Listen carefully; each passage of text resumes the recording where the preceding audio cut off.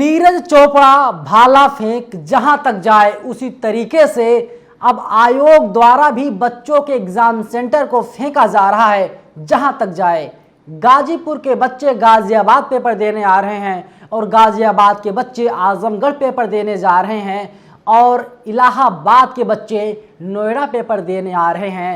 हमारे देश में, हमारे उत्तर प्रदेश में राम राज्य लागू है। शायद इसी की कल्पना आप लोगों ने किया था। नमस्कार, मेरा नाम है नवीन कुमार नंदन और आप देख रहे हैं नेशनल दस्तक। आज और कल यानी 2 दिन पीईटी की परीक्षा है। 2 पालियों में परीक्षा आयोजित की जा रही है।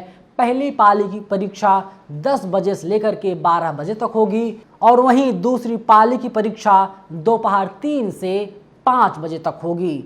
लेकिन उत्तर प्रदेश की जो योगी आदित्यनाथ की सरकार है, पहले तो बहुत बड़े बड़े दावे कर रही थी, लेकिन सारे दावे खोखले साबित हुए।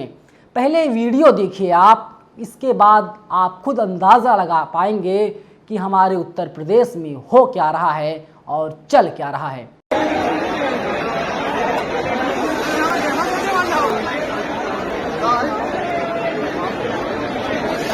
वीडियो देखने के बाद एक क्लियर हो जाता है कि हमारे देश के जो भविष्य हैं, जो नौजवान हैं, वे ट्रेन की छतों पर सफ़र करने को मजबूर हैं। क्योंकि मैंने पहले ही बताया, गाजीपुर के बच्चे गाज़ियाबाद पेपर देने आ रहे हैं और आजमगढ़ के बच्चे नोएडा पेपर देने आ रहे हैं, नोएडा के बच्चे इलाहाबाद पेपर देने जा रहे हैं।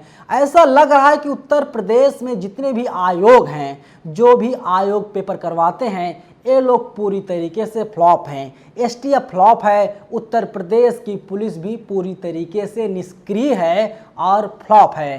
क्योंकि लेखपाल भर्ती परीक्षा हुई थी, 8000 वैकेंसीज थी और उसमें 15000 संदिग्ध पहचाने गए थे। सोचिए, 8000 सीट थी, 15000 संदिग्धों की पहचान की गई थी। मैं नहीं कह रहा हूँ, ये एसटीएफ का आंकड़ा है। और जो परीक्षा टेट की परीक्षा होने जा रही है, इसमें बच्चे परेशान होकर के किसी तरीके से अपने घरों से बाहर निकल रहे हैं और जब ट्रेन पकड़ने के लिए, बस पकड़ने के लिए बस अड्डों पर, रेलवे स्टेशनों पर जा रहे हैं, उन्हें वहाँ पर काफ़ी दिक्कतों का सामना करना पड़ रहा है। तस्वीरों को देख करके, वीडियो को देख करके आप सिर्फ अंदाज़ा लगा सकते हैं लोग। लेकिन जो बच्चा पेपर देने जा रहा है, आप उससे पूछिए क्या दर्द होता है। नौकरी करना बहुत मुश्किल सा हो गया है। और वैसे भी उत्तर प्रदेश के जो मौजूदा मुख्यमंत्री हैं योगी आदित्यनाथ जी, ये कहते हैं कि हमारे पास योग्य अभ्यर्थी नहीं है। टेट का फॉर्म निकलता है, 37 लाख बच्चे अप्लाई करते हैं, फॉर्म भरते हैं और छोड़िए, लड़कों के साथ अगर इस तरीके से अत्याचार किया जाता, उनका सेंटर भेजा जाता तो कुछ समझ में भी आता। लेकिन जो लड़कियां हैं, जो बच्चियां हैं, छात्राएं हैं, उनके सेंटर को भी 500 किलोमीटर दूरी तक भेज दिया गया है। सोचिए, एक जब कोई छात्रा पेपर देने के लिए निकलेगी, वो कभी अकेले नहीं निकलेगी, उसके साथ उसका भाई होगा या उसके पिताजी होंगे, चाचा होंगे, कोई ना कोई होगा। तो और दिक्कतें हो रही हैं। तो जो आयोग है, आयोग क्या कर रहा है? नकल रोकने की बात तो कही जा रही है। अगर आपको नकल रोकना था तो आप सीबीटी करवाते हैं, यानी कंप्यूटर बेस्ड टेस्ट करवाते हैं। आप सीबीटी भी नहीं करवा रहे हैं। आप ओएमआर सीट पर गोला करवाएंगे बच्चों से। बच्चे पेन लेकर के जाएं, बच्चे पेंसिल लेकर के जाएं। उत्तर प्रदेश में कैसा राम राज्य आ गया साहब। यहाँ पर नौकरियाँ नहीं मिल रही हैं। और आप अंदाज़ा लगाइए, हमारे उत्तर प्रदेश में कितने लोग बेरोज़गार हैं। 37 लाख बच्चों ने अप्लाई किया था। 37 लाख कोई छोटा मोटा आंकड़ा नहीं होता, बहुत बड़ा आंकड़ा होता है। लेकिन इन जो आयोग हैं, बच्चों से इनकी क्या दुश्मनी है जो इतने दूर दूर तक सेंटर बना रहे हैं। वहीं देख लीजिए, पेपर ना लीक हो इसकी गारंटी कौन लेगा? कोई गारंटी लेगा? और अगर पेपर लीक हो जाता है, किस बड़े अधिकारी पर कार्रवाई की जाएगी? क्या सरकार इस्तीफा देगी? बिल्कुल नहीं। छोटी मुर्गी को फंसा दिया जाएगा और बड़ी मुर्गी को खुलेआम बचा दिया जाएगा। तो वहीं देख लीजिए आप, 75 ज़िले हैं उत्तर प्रदेश में, 1900 सेंटर बनाए गए हैं और 2 पालियों में पेपर हो रही है। खैर, ये तो बहुत छोटा मामला है। उदाहरण के लिए आपको बता दूं, मैं आरआरबी एनटीपीसी CBT 2 एग्ज़ाम हुआ था हरियाणा वाले बच्चे का सेंटर केरल बनाया गया था, यानी हरियाणा से वो पेपर देने के लिए केरल जाएगा।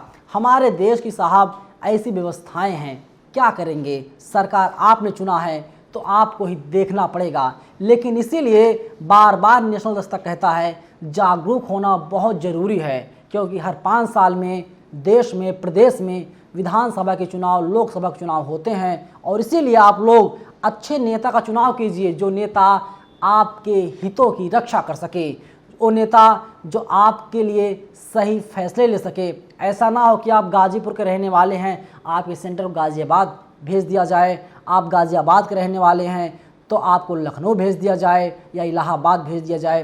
तमाम परेशानियां होती हैं। लेकिन सवाल वही आकर खड़ा होता है कि जो पेट का एग्ज़ाम हो रहा है, पेट का एग्ज़ाम जो चल रहा है, क्या वो पेपर लीक नहीं होगा? इस बात की गारंटी कौन लेगा? वैसे भी हमारे उत्तर प्रदेश में तमाम शिक्षा माफिया, नकल माफिया सक्रिय हैं।